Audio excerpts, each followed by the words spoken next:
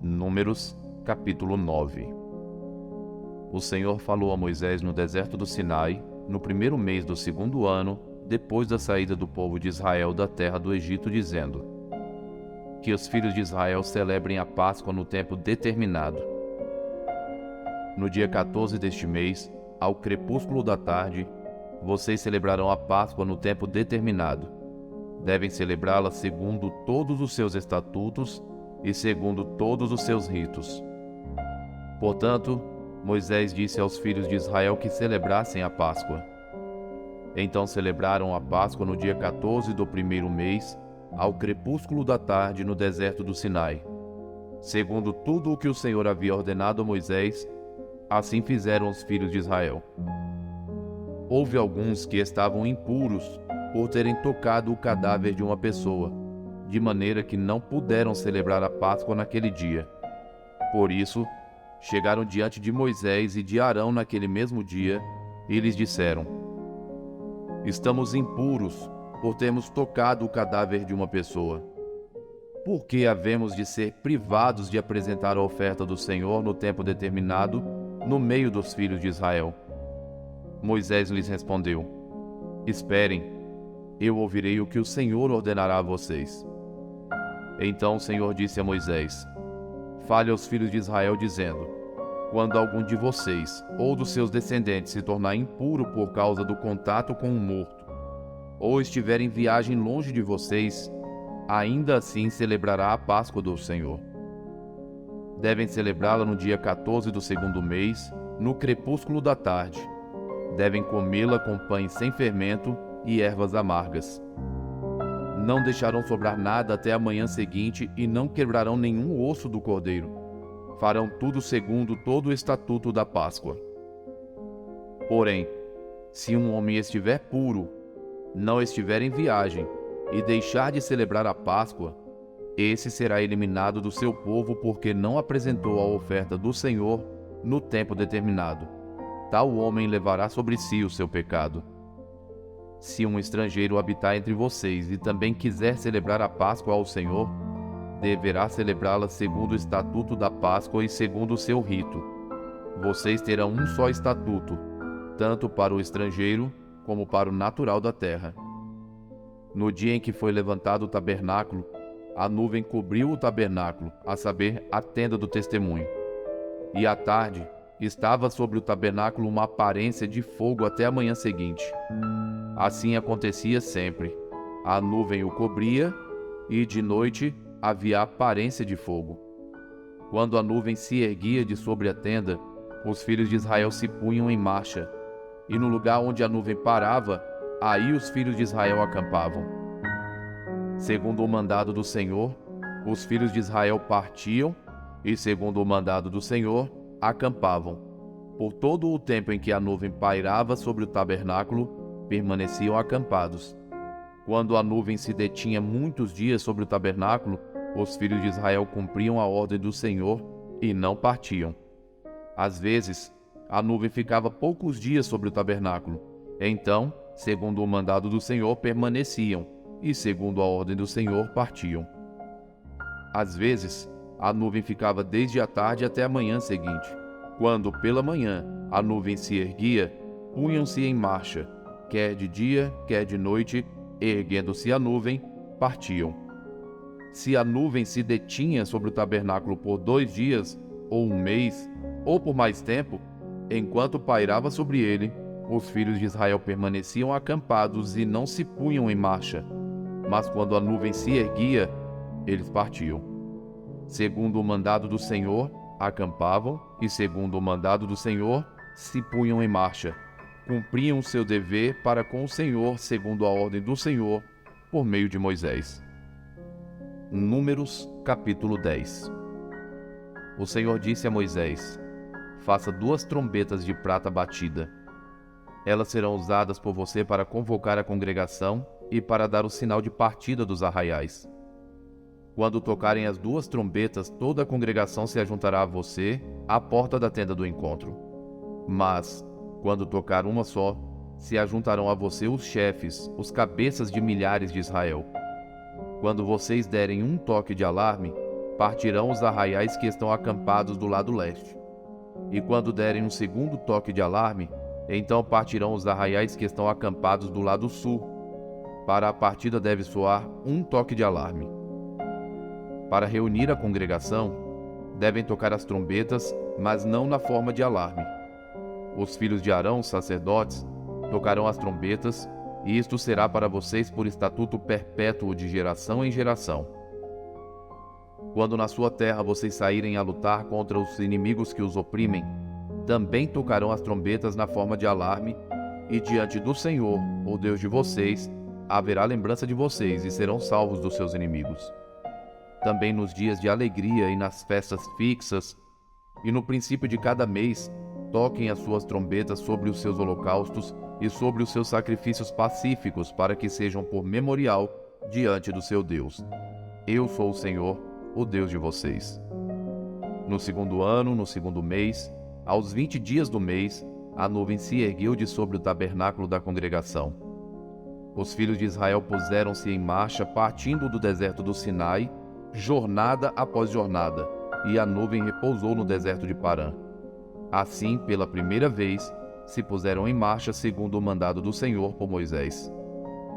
Primeiramente partiu o estandarte do arraial dos filhos de Judá, segundo as suas turmas, e sobre o seu exército estava Naasson, filho de Aminadab.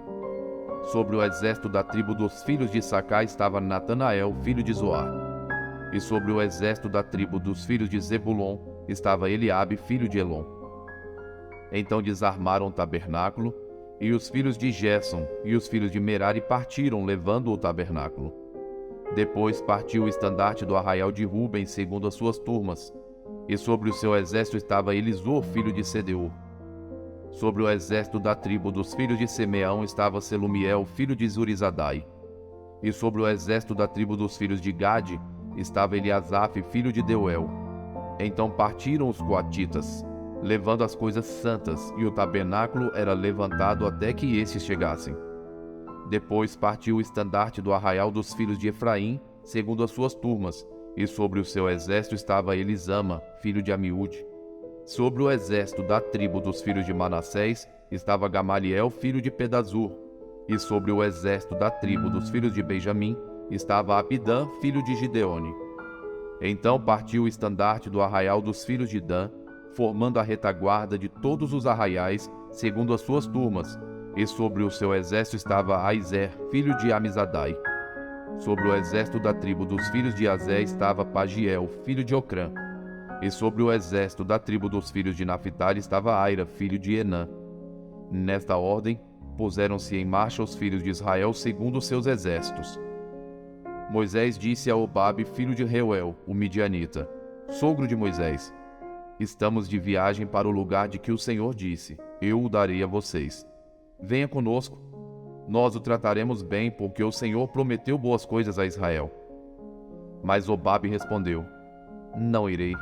Prefiro voltar à minha terra e à minha parentela. Moisés insistiu: Por favor, não nos deixe, porque você sabe que devemos acampar no deserto, e você nos servirá de guia.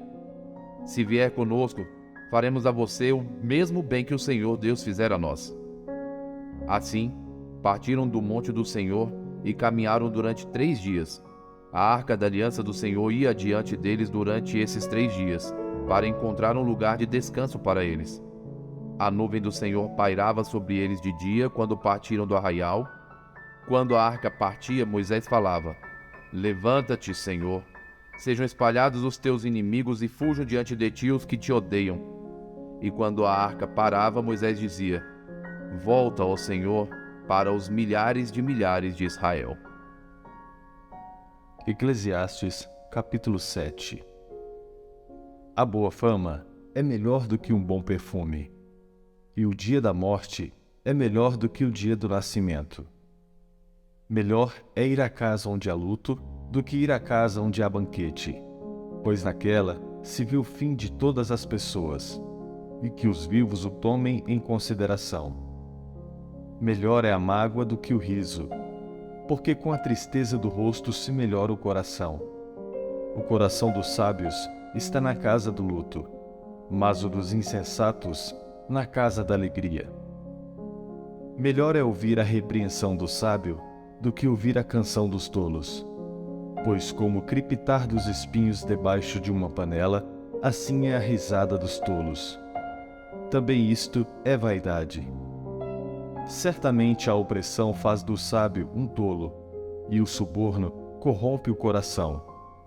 Melhor é o fim das coisas do que o seu princípio. A paciência é melhor do que a arrogância. Não se apresse em ficar irado, porque a ira se abriga no íntimo dos tolos.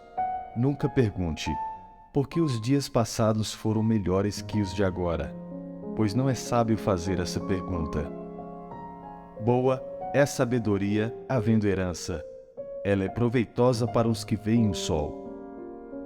A sabedoria protege, do mesmo modo que o dinheiro, mas a vantagem da sabedoria é que ela dá vida a quem a possui. Observe as obras de Deus, pois quem poderá endireitar o que ele fez torto? No dia da prosperidade, seja feliz, mas no dia da adversidade, considere que Deus fez tanto este como aquele, para que o ser humano não descubra nada do que há de vir depois dele. Tudo isto vi nos dias da minha vaidade. Há justos que perecem na sua justiça, e há ímpios que prolongam seus dias na sua maldade. Não seja demasiadamente justo, nem exageradamente sábio. Por que você destruiria a si mesmo?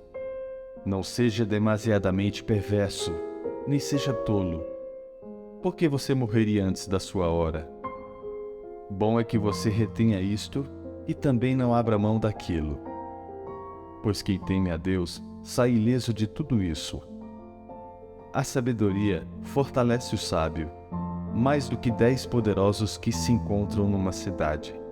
Não há nenhum justo sobre a terra que faça o bem e que não peque. Não dê atenção a todas as palavras que se dizem, para que você não venha ouvir o seu servo amaldiçoando você. E você sabe que muitas vezes você mesmo já amaldiçoou os outros. Tudo isto examinei por meio da sabedoria.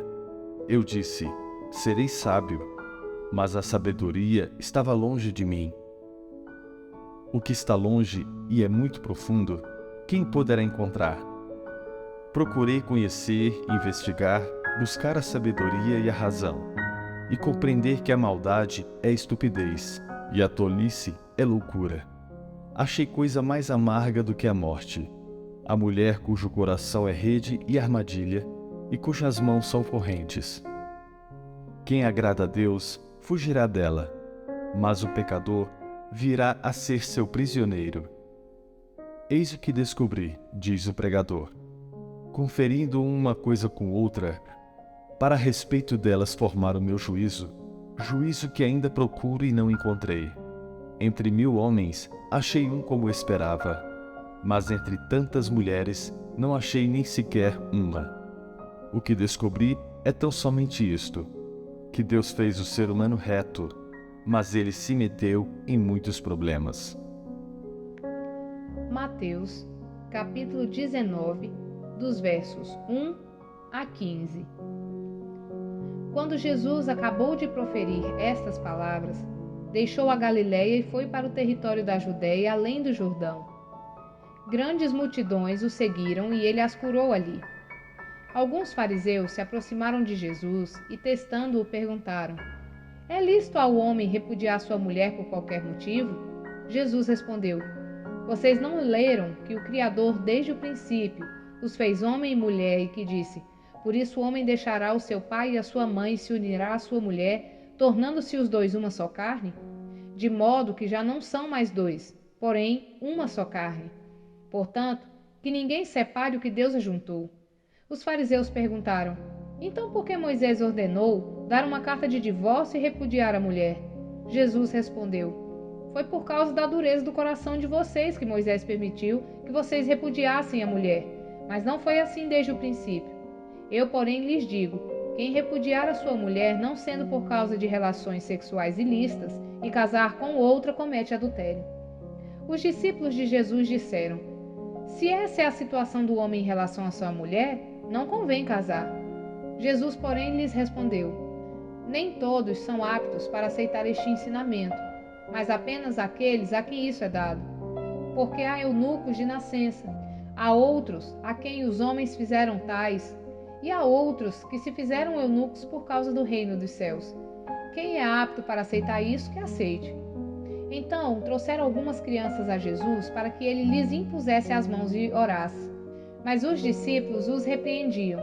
Jesus, porém, disse: Deixem os pequeninos e não os impeçam de vir a mim, porque dos tais é o reino dos céus. E tendo-lhes